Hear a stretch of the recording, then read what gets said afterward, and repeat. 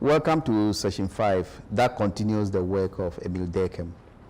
In this session, I want to focus on some key topics, that is division of labor in society, social solidarity, which has two types, mechanical solidarity and organic solidarity. And I want to talk about Durkheim's conception of law, that is repressive and restitutive law.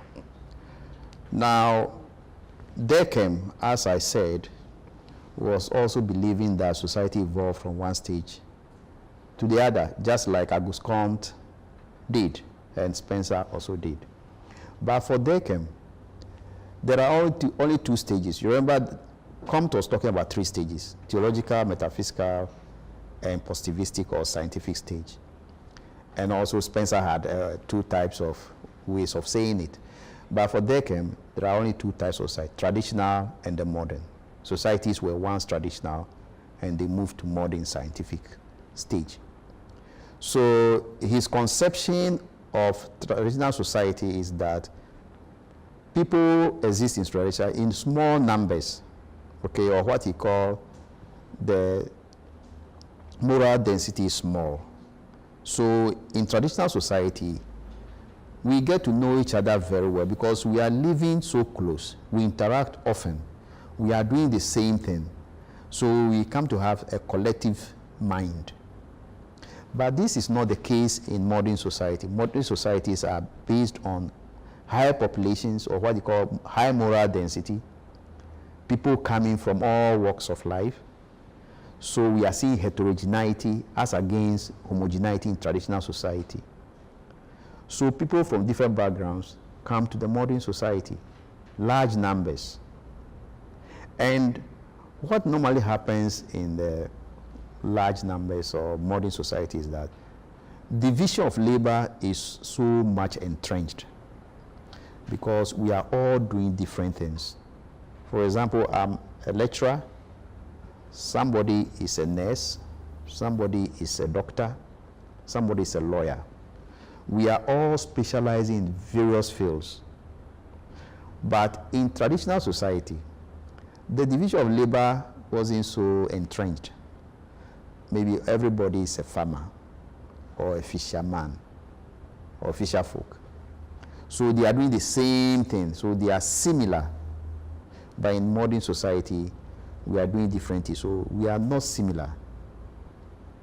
Now, this introduces some implications for social solidarity. So Durkheim came out with the idea that traditional societies, the social bonds are going to be qualitatively different from the social bonds that exist in modern society. So in traditional society, he characterized the kind of solidarity they experience among themselves as mechanical, whilst in the modern society, he talks about organic solidarity. Now, mechanical solidarity is coming from similarities, and organic solidarity is coming from differences. In traditional society, because people are similar in their worldview, they are doing the same thing, they respond to each other automatically, like elements in a machine. That is why he coined it mechanical solidarity.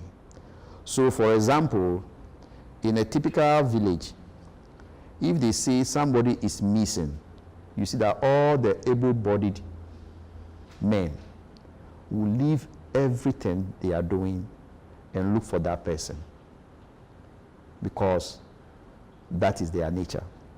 They are experiencing what? Solidarity that is mechanical. Everybody responds to everything quickly. They are on board. But in Accra, or the most modern part of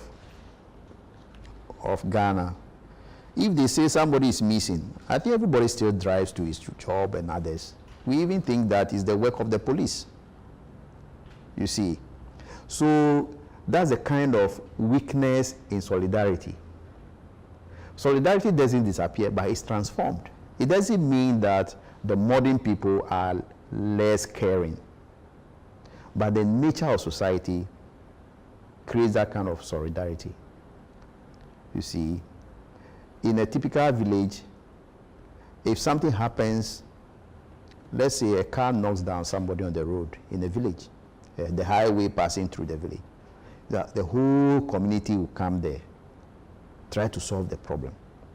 But in Accra, if a car knocks down somebody by the road, you see people are driving and passing. Does it mean they are wicked people? No. It comes back again, how the nature of society determines our behavior. So in the modern society, the collective will, or what we call the collective conscience, is not very strong as in traditional society. So because we are doing too many things, everybody has his own agenda. But it doesn't mean we don't like each other. But in traditional, it is very easy to galvanize around. People come together quickly, they deal with the issues. In modern society, division of labor. So the collective conscience will be very strong in the traditional, but it will be weak in modern society. Therefore, we even have to create new formal institutions to do the jobs that the collective conscience can no longer do, as it was in the traditional society. So, for example, in a typical village, almost everybody is a policeman. Okay, when issues come, everybody does that. But in a modern society, we have to create other institutions to do the job. So we have more formal institutions in a modern society. Now, the organic solidarity emerging in modern society is that, you remember the analogy I spoke about, Spencer, talking about society being like a living organism. It has parts. So in a modern society, because of specialization is high, division of labor is entrenched, it means that we can't stand on our own. We have to depend on each other, like parts or elements in a living organism. So we need each other. So before you move in Accra, for example, you need the services of taxi driver or trotro driver. Even if your father is a medical doctor and you want to be a medical doctor, your father alone cannot teach you to be a medical doctor. So we have created so many elements as if it's part of an organism, as if these elements are parts of organism, so that we are dependent on each other. So here, like elements of or parts of organism, we are dependent. So you alone cannot stand. You need each other.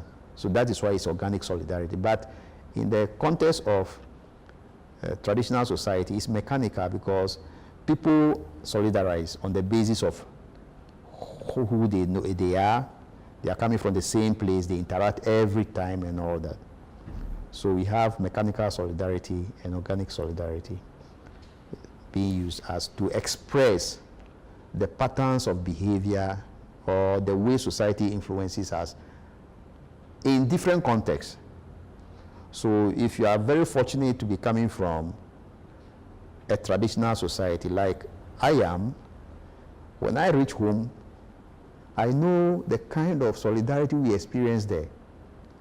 You know, sometimes you go to your village, you have to greet almost everybody because that's how they are. Or your parents send you to the village, they tell you, oh, let's talk to this, let's go to this house and greet, and you'll be annoyed because you think you are from Accra, you know. Who cares? In Accra, we don't greet everybody, but you can't do that in the village because they are one. They think alike. But in Accra, which is more modern part of Ghana, you don't see anybody on the street and be saying hello. It's not even possible.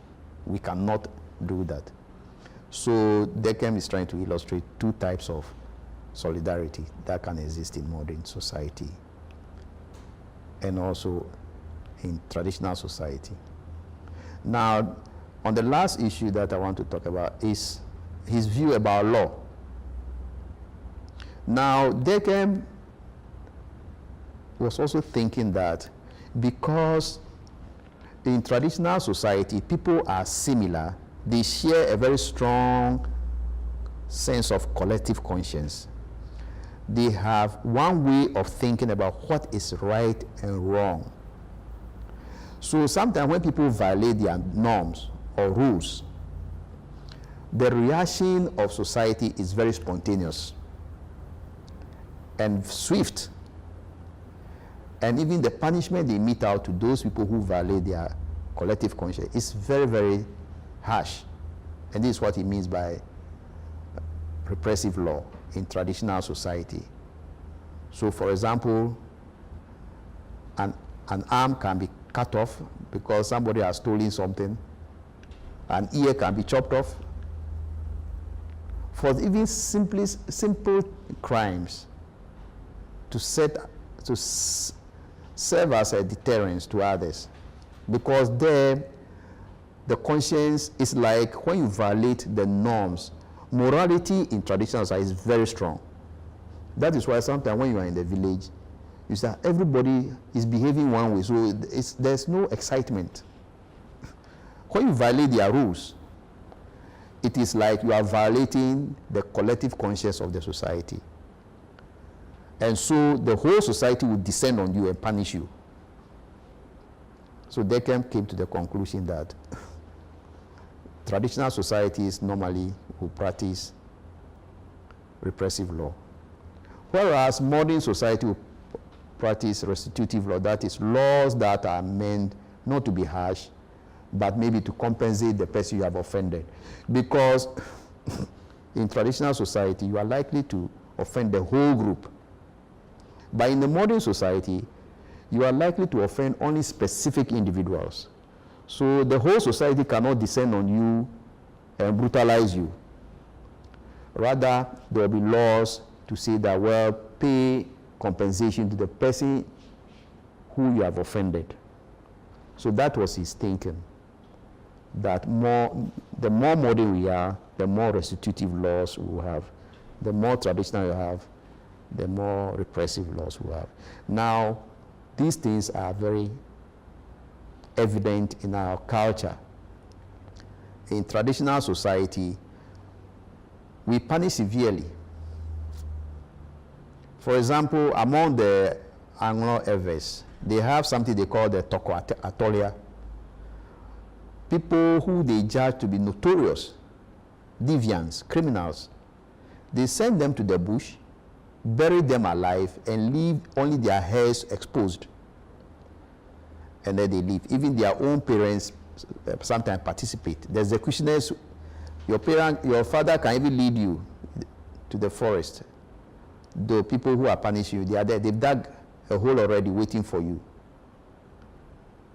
Then they put you in the hole, buried you alive, and then the animals will come in. That is a very repressive law, because the community think that you have done something bad. And in the same way, there's a practice among the Akans, the atopre dance. The same thing happens in those traditional times. Very difficult criminals who they think have violated the whole morality or value system of this society. They will be killed in a particular way after the judgment has been passed. It has been tried, executioners. They move those people and keep removing their parts one by one. And so finally they drop dead. These things are evidence of repressive laws in traditional society. But today, we don't do all those things. So now they'll tell you that he's not guilty until proven, so the person has to go to court. You know, in modern times, we do things in a more formalized way. But don't think that Deckham is absolutely right, because even in modern societies, we have repressive laws. We have laws that take life. Okay, in the US, for example, one of the most modern societies, we still have the death penalty. It's a repressive law. So I don't think Deckham's categorization of traditional societies only having repressive law and modern societies having restitutive law is absolutely right. Even in traditional societies, we have mediation and all that, so we don't punish people always severely. When it depends on the issues that are at stake, the crimes that the people commit. We have mediation forums to resolve conflicts where people are pacified here and there without necessarily repressing the so-called guilty person. So on this note, we have ended this session as well.